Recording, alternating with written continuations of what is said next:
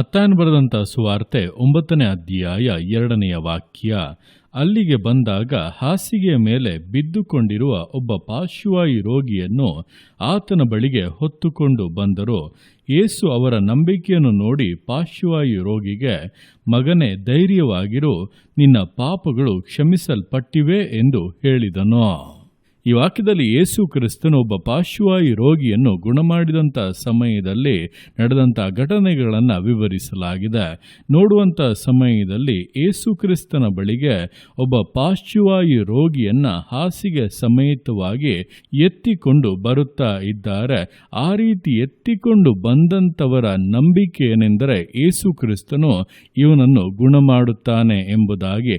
ಆದ್ದರಿಂದ ಅವರು ಶ್ರಮಪಟ್ಟು ಯೇಸು ಕ್ರಿಸ್ತನ ಬಳಿಗೆ ಅವನನ್ನು ಹೊತ್ತುಕೊಂಡು ಬಂದರು. ಯೇಸು ಅವರ ನಂಬಿಕೆಯನ್ನು ನೋಡಿ ಆ ಪಾರ್ಶ್ವವಾಯು ರೋಗಿಗೆ, ಮಗನೇ, ಧೈರ್ಯವಾಗಿರು, ನಿನ್ನ ಪಾಪಗಳು ಕ್ಷಮಿಸಲ್ಪಟ್ಟಿವೆ ಎಂಬುದಾಗಿ ಹೇಳುತ್ತಾ ಇದ್ದಾನೆ. ಅಂದರೆ ಆ ವ್ಯಕ್ತಿಗೆ 2 ಬಾಧೆಗಳು ಇದ್ದವು. ಒಂದು, ತನ್ನ ರೋಗದಿಂದ ಉಂಟಾದಂಥ ಬಾಧೆ, ಹಾಸಿಗೆ ಹಿಡಿದು ಬಿಟ್ಟಿದ್ದಾನೆ, ಸಹಾಯಕರಿಲ್ಲದೆ ಏನು ಮಾಡುವುದಕ್ಕಾಗುವುದಿಲ್ಲ, ಈ ರೀತಿ ಬಹಳವಾಗಿ ಕುಂದಿ ಹೋದಂಥ ಅವಸ್ಥೆ. ಹಾಗೆ ಎರಡನೆಯದಾಗಿ ಅವನನ್ನು ಬಾಧಿಸಿದಂಥ ಒಂದು ಕಾರ್ಯ, ಅವನ ಪಾಪಗಳು. ನನ್ನ ಪಾಪಗಳು ಘೋರವಾಗಿವೆ, ನನ್ನ ಪಾಪಗಳು ನನ್ನ ಮನಸ್ಸಾಕ್ಷಿಯನ್ನು ಚುಚ್ಚುತ್ತಾ ಇದೆ, ಪಾಪದ ನಿಮಿತ್ತವಾಗಿಯೇ ನಾನು ಈ ವೇದನೆಗಳನ್ನು ಅನುಭವಿಸುತ್ತಾ ಇದ್ದೇನೆಂಬುದಾಗಿ ಒಂದು ದುಃಖದಲ್ಲಿ, ವೇದನೆಯಲ್ಲಿ ಅವನು ಜೀವಿಸುತ್ತಾ ಇದ್ದನು. ಇದನ್ನು ಅರಿತಂತ ಯೇಸು ಕ್ರಿಸ್ತನು ಮೊದಲನೆಯದಾಗಿ, ಮಗನೇ, ಧೈರ್ಯವಾಗಿರು, ನಿನ್ನ ಪಾಪಗಳು ಕ್ಷಮಿಸಲ್ಪಟ್ಟಿವೆ ಎಂಬುದಾಗಿ ಹೇಳಿ ಅವನ ಹೃದಯದ ಒಂದು ಭಾರವನ್ನು ನೀಗಿಸಿ ನಂತರ ಇನ್ನೊಂದನ್ನು ಕೂಡ ಬದಲಾಯಿಸುವಂತೆ ಅವನನ್ನು ಹಾಸಿಗೆ ಎತ್ತಿಕೊಂಡು ಹೋಗುವಂತೆ ಹೇಳಿದನು. ಕೂಡಲೇ ಅವನು ಪೂರ್ಣವಾಗಿ ಗುಣವಾಗಿ ಹಾಸಿಗೆಯನ್ನು ಹೊತ್ತುಕೊಂಡು ಮನೆಗೆ ಹೋದನು. ಇದೇ ಪ್ರಕಾರವಾಗಿ ನಮ್ಮ ಜೀವಿತಗಳಲ್ಲಿ ಕೂಡ ನಮ್ಮನ್ನು ಬಾಧಿಸುವಂತ 2 ಕಾರ್ಯಗಳಿವೆ. ಒಂದು, ಲೌಕಿಕವಾದಂಥ ಕೆಲವೊಂದು ಕಷ್ಟಗಳು, ವೇದನೆಗಳು, ಇಕ್ಕಟ್ಟುಗಳು, ತಡೆಗಳು, ಹೋರಾಟಗಳು ಆಗಿರಬಹುದು. ಆದರೆ ಇನ್ನೊಂದು ಕಡೆ ಯಾರಿಗೂ ತಿಳಿಯದಿರುವಂಥ ಪಾಪದ ಜೀವಿತ, ಪಾಪದ ಕಾರ್ಯಗಳು ನಮ್ಮ ಜೀವಿತವನ್ನು ಬಾಧಿಸಿ ಮನಸ್ಸಾಕ್ಷಿಯನ್ನು ಚುಚ್ಚಿ ನಾವು ಪಾಪಿಗಳು, ದೇವರಿಗೆ ವಿರೋಧವಾಗಿ ನಡೆದುಕೊಂಡವರು ಎಂಬುದಾಗಿ ಕುಂದಿಸುತ್ತಾ ಇರುತ್ತದೆ. ಇದೆರಡರಲ್ಲಿ ಕೂಡ ಬಿಡುಗಡೆ ಅವಶ್ಯವಾಗಿದೆ.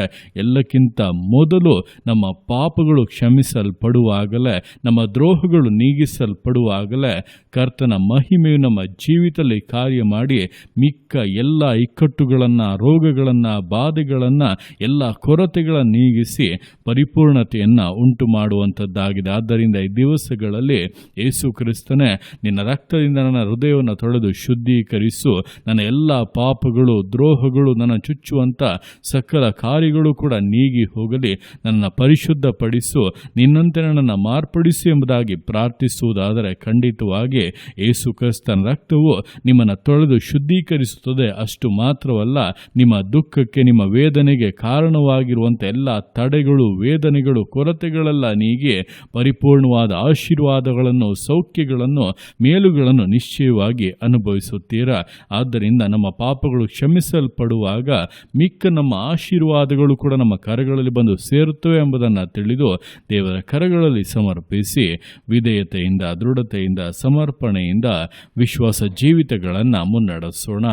ದೇವರ ಕರಗಳಲ್ಲಿ ಸಮರ್ಪಿಸಿ ಪ್ರಾರ್ಥಿಸೋಣ. ಯೇಸುವೆ, ಸ್ತೋತ್ರ ರಾಜ, ಕೊಟ್ಟಂಥ ಈ ದಿವಸಕ್ಕೋಸ್ಕರ ಸ್ತೋತ್ರ ಕರ್ತನೆ. ಈ ದಿವಸ ನಿನ್ನ ಕರಗಳಲ್ಲಿ ಸಮರ್ಪಿಸ್ತಾನೆ.